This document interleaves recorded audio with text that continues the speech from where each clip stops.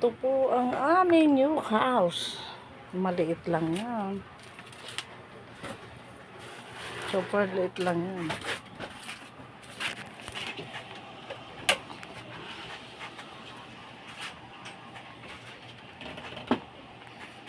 Lamisa. Oven. Oh, may nakababad na ulam. Ito na yan.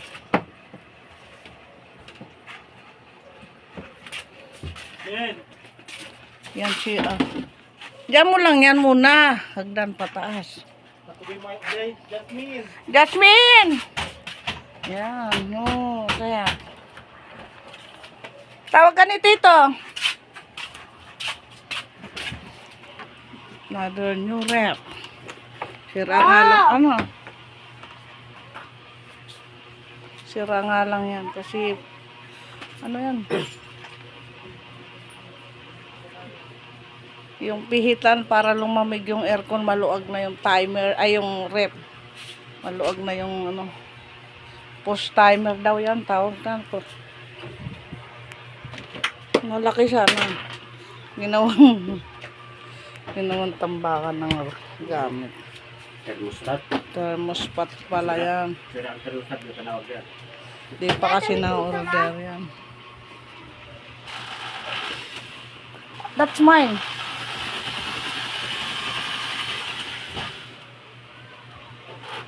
Tito ata yan. Yung asawa ko, busy ka. Gagawa ng doorknob namin. For the Sigures, my house. Natakot na siyang pinasok kami. Alam mo naman, akala nila, mayaman kami. Hindi ah. Hindi kami mayaman. Meron lang. Hindi ko niyayabang. Meron lang. Kunti. At least di nagigipit kahit paano. Diba? Ito na ang outside. In the gate. O si Nigel, silip-silip po. Tapos, maliit lang yung aming ano. Pumasok ka na nga dito. Ito lang yung ano, wala pa nga 1 meter, 1/2 lang yan. Pinalagyan ko ng gate para for the secure in the family. Ma. Ito.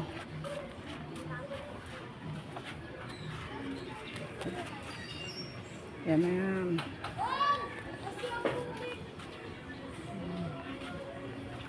Yan na yan.